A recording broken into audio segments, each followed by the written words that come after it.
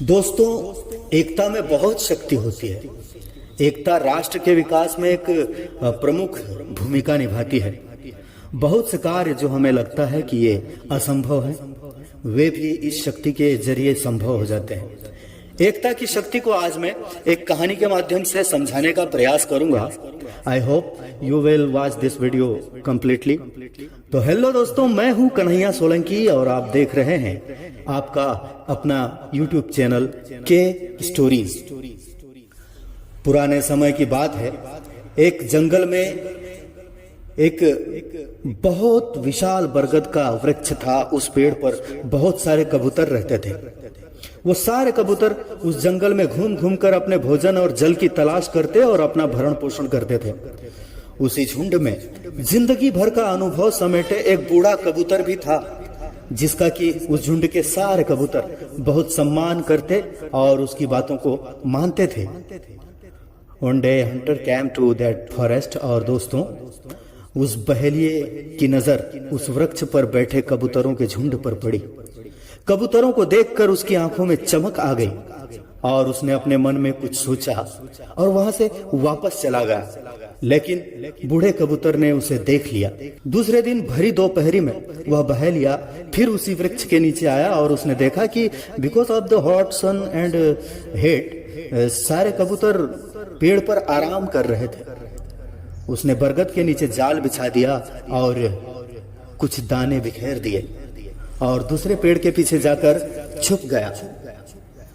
गर्मी से बेहाल और भूख से परेशान कबूतर जैसे ही बरगद के वृक्ष के नीचे उतरने लगे तो बूढ़े कबूतर ने उन्हें रोकने की कोशिश की, परंतु आज न जाने क्यों वे रुके नहीं और बूढ़े कबूतर की बात को, बूढ़े कबूतर की सलाह को अनसुना कर दिया और नीचे उतरकर दाने चुगने लगे। लेकिन बूढ़ा कबूतर नीचे नहीं उतरा।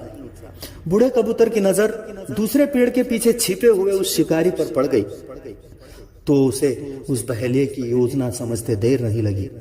लेकिन तब तक बहुत देर हो चुकी थी। दोस्तों, दाना चुगकर कबूतर उड़ने लगे तो जाल में फंस गए। कबूतर उड़ने की जितनी कोशिश करते उतना ही जाल में उलझ जाते।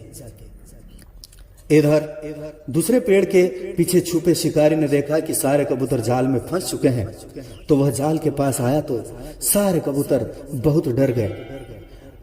वे बूढ़े कबूतर से प्रार्थना करने लगे, हमें बचा लीजिए, कुछ कीजिए।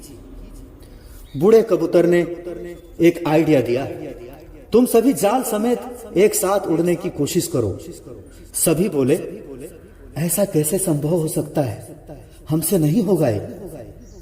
दोस्तों, जिस प्रकार रामचरितमानस के सुंदर कांड में जामवंत जी ने हनुमान जी को उनके अंदर सुप्त शक्ति को जागृत करने के लिए उन्हें मोटिवेट किया था, ठीक उसी प्रकार उस बूढ़े कबूतर ने जाल में फंसे हुए कबूतरों के झुंड को एकता की शक्ति से अवगत कराते हुए मोटिवेट किया और कहा कि तुम सब मिलकर एक साथ उड़ान भरो और मेरे पीछे पीछे जाल समेत उड़ते हुए आओ। उठो तो ऐसे उठो कि फक्र हो बुलंदी को, झुको तो ऐसे झुको कि बंदगी भी नाज करे। बदल जाओ वक्त के साथ या फिर वक्त बदलना सीखो। मजबूरियों को मत कोसो, हर हाल में चलना सीखो। यूं जमीन पर बैठकर क्यों आसमान देखता है, यूं जमीन पर बैठकर क्यों आसमान देखता है।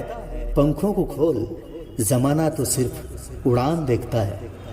बूढ़ा कबूतर बोला, देखते क्या हो, सभी एक साथ उड़ान भरो। शिकारी के जाल में फंसे कबूतरों के झुंड में मोटिवेशन की लहर दौड़ गई।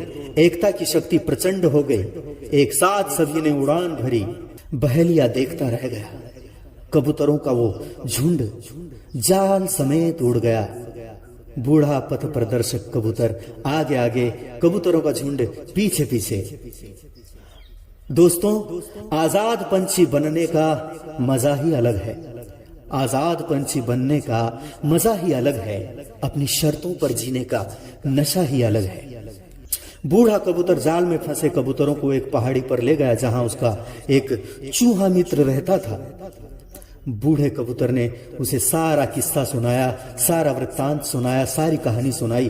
तो चूहा बहुत दुखी हुआ, बहुत दुखी हुआ और उसने कहा, दोस्त चिंता मत करो, मैं अभी जाल को काट देता हूं। और फिर क्या था दोस्तों, चूहे ने अपने नुकीले दांतों से थोड़ी ही देर में उस जाल को काट दिया और सारे कबूतर आजाद हो गए। इस कहानी से यह सीख मिलती है दोस्तों कि एकता में बड़ी ताकत होती है, एकता में बहुत शक्ति होती है।